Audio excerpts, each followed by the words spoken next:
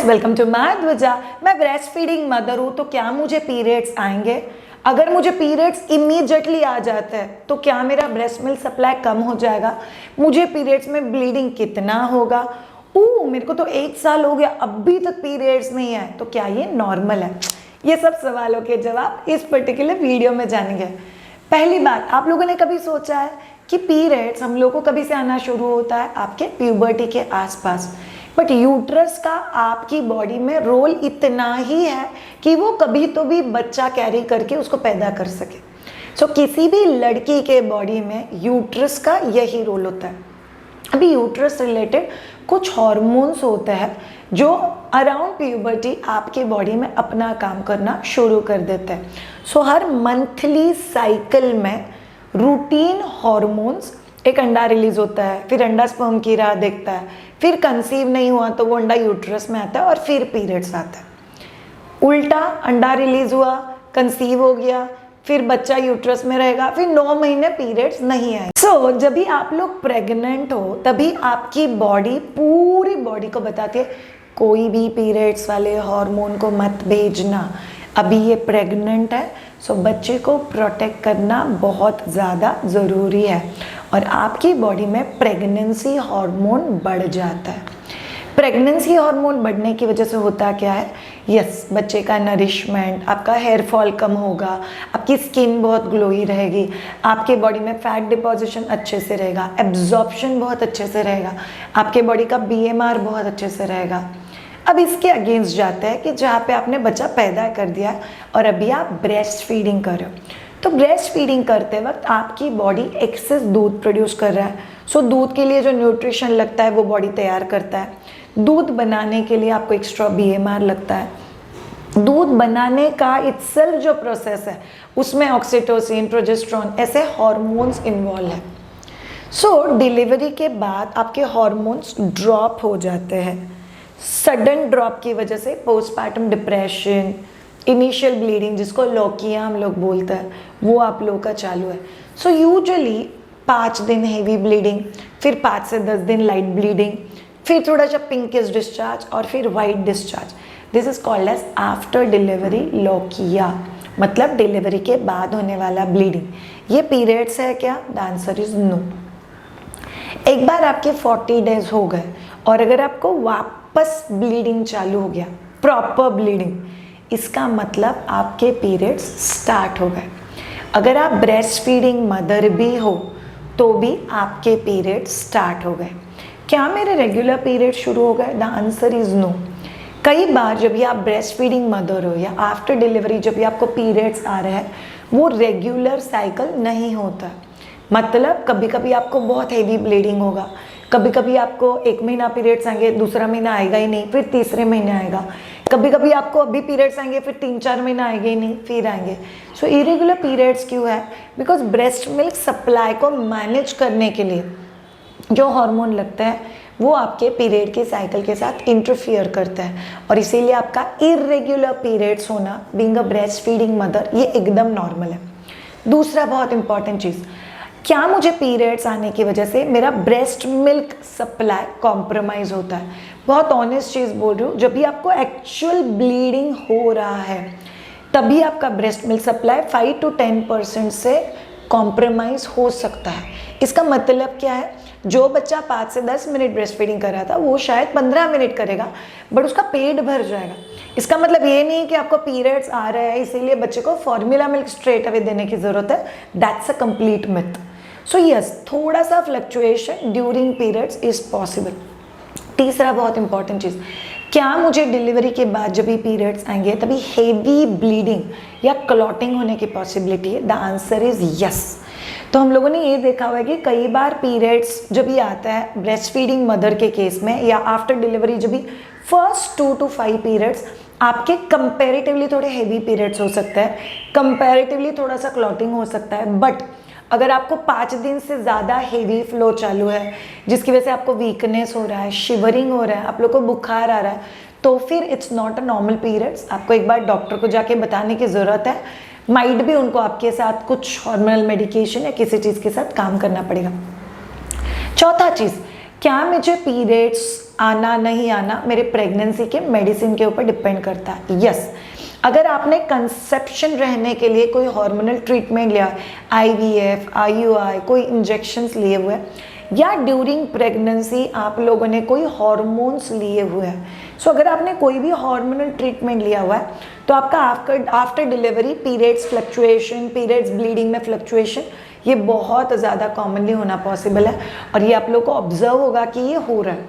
So that's also absolutely normal. Number 5, अगर मुझे periods आए ही नहीं तो क्या एबनॉर्मल है? नहीं। बहुत सारी लड़कियों को कई महीनों तक पीरियड्स नहीं आते, किन लोगों को कई सालों तक पीरियड्स नहीं आते। मुझे खुद को 2 साल के बाद पीरियड्स आए थे। सो अगर पीरियड्स नहीं भी आता है तो ये थोड़ा सा जेनेटिक हो सकता है। माइट बी आपकी मदर को डिलीवरी के बाद कभी पीरियड्स आए, वो थोड़ा सा अगर आप कंपैरिजन करोगे तो आप लोग को समझ में आ जाएगा। दूसरा चीज़, जिनका ऑलरेडी दूसरा बच्चा है तो पहले बच्चे के वक्त आपको कितने महीने बाद पीरियड्स आए थे, वो थोड़ा सा आप लोग कंपैरिजन कर सकते हो। या तीसरा चीज़, आपका खुद का बॉडी टेंडेंसी कि आपके बॉडी में हार्मोन्स को रेगुलेट होके एक रेगुलर सीक्वेंस में, साइकिल में आने के लिए कितना टाइम लगता है किसी को पता नहीं है। सो अकॉर्डिंगली आपके पीरियड्स कम ज़्यादा आगे पीछे हो सकते हैं। So don't have to worry. So delivery के बाद जो पीरियड्स आता है, अगर वो नहीं आता है जल्दी तो आप लोगों को कौन सी चीज़ों का ख्याल रखना है? पॉइंट नंबर 1, डिलीवरी के बाद पीरियड्स आए या नहीं आए, आपके बॉडी में हार्मोनल इम्बैलेंस चालू है। बिकॉज प्रेगनेंसी वाले हार्मोन्स सेटल हो रहे हैं, ब्रेस्ट फीडिंग वाले हार्मोन्स बढ़ रहे हैं, ब्रेस्ट फीडिंग वाले हार्मोन्स रात में ज़्यादा बढ़ते हैं, ब्रेस्ट मिल्क सप्लाई जब भी ज़्यादा है तभी ज़्यादा बढ़ते हैं। अगर आप इमोशनली स्ट्रेस्ड आउट हो तो आपकी बॉडी में कॉर्टिसोल ज़्यादा बढ़ता है। अगर आप लोग अजीब अजीब खाना खा रहे हो तो वो आपके हार्मोन को अफेक्ट करेगा। अगर आप लोग अजीब अजीब चीज़ें सोच रहे हो, स्ट्रेस में हो, तो वो आपका हार्मोन चेंज करेगा। सो आप लोगों को कुछ फूड आइटम्स जैसे कि आप लोगों को पता है प्रीबायोटिक्स, प्रोबायोटिक्स, वैसे ही साइकोबायोटिक्स होता है। मतलब आपको इमोशनली ज़्यादा सेटल्ड फील करवाने के लिए जो खाना खाना चाहिए वो आपको थोड़ा सा लेना चाहिए। जैसे कि टोफू है, सोया मिल्क है, ये आपको 100% हेल्प करेगा। दूसरा बहुत इंपॉर्टेंट चीज़, अगर आपको प्रेगनेंसी के दौरान जस्ट डिलीवरी के आसपास हीमोग्लोबिन का अगर इशू रहा है आपकी बॉडी में, जहाँ पे you had low haemoglobin like 6, 7, 8, आप लोगों ने गोलियाँ खा ली, सारा केयर ले लिया, बट आपका हीमोग्लोबिन फिर भी आपके लिए इशू है, तो फिर आप लोग को ध्यान में रखना है कि आप आपका आयरन बहुत रेगुलरली चेक करवाते रहोगे। कई बार अगर आपके बॉडी में एक्सट्रीमली लो आयरन है तो भी आपके पीरियड्स में इशू हो सकता है, या फॉर दैट मैटर ब्लीडिंग होने की वजह से अगर आपका फर्दर आयरन ड्रॉप हुआ तो फिर आप लोग को बाकी के इश्यूज हो सकते हैं। Number 3, as a breast feeding mother आप लोग को जो भी चीज़ें खिलाई जा रही है, बहुत ज़्यादा घी, बहुत ज़्यादा गर्मी वाली चीज़ें, आप लोग को वो 40 days because is a family ritual आप लोग फॉलो कर सकते हो, बट उसके बाद आप लोग को कोशिश करना है कि आप इन चीज़ों में नहीं जाओ। बिकॉज ये लोग जितना आपको बैठ के खिलाएंगे उतना आपका वेट गेन होगा, जितना आपका वेट गेन और फैट डिपोजिशन होगा उतना आपका पीरियड्स फ्लक्चुएशन ज़्यादा होगा। सो आप लोगों को याद रखना, you get back to normal weight. चौथा बहुत इंपॉर्टेंट चीज़, एक्सरसाइजेस। आपका कोई भी टाइप पर डिलीवरी हो, डे 3 एक्सरसाइजेस शुरू हो जाने चाहिए। आफ्टर डिलीवरी कौन से एक्सरसाइजेस करना है उसका हम लोग वीडियो कर चुके हैं, वो वीडियो मैं आपके लिए यहाँ पे लिंक कर रही हूँ, आप वो शुरू कर लेना। एक बार आपके 40 डेज हो गए फिर आपको स्ट्रेंथ एक्सरसाइजेस आपके कोर बिल्डिंग के लिए चालू करना है। एक बार आपके 3 महीने हो गए फिर आप लोग को वेट लॉस चालू करना बहुत ज़्यादा ज़रूरी है। याद रखो ऑल ऑफ यू, जो लोग ऑलरेडी फिट हो, जिनको वेट लॉस की ज़रूरत नहीं है, उनको स्ट्रेंथनिंग की ज़रूरत है। बट एक माँ बनने के बाद खुद के लिए थोड़ा सा समय देना और खुद के ऊपर काम करना, इसको कोई ऑप्शन नहीं है आपके पास। And number 5 and super duper important चीज़ जो आप लोग को ध्यान में रखना है, मैं अगर ब्रेस्ट फीडिंग कर रही हूँ तो मैं प्रेग्नेंट नहीं रह सकती। मुझे पीरियड्स नहीं आ रहा है मतलब मैं प्रेग्नेंट नहीं रह सकती, ये कंप्लीट मिथ है।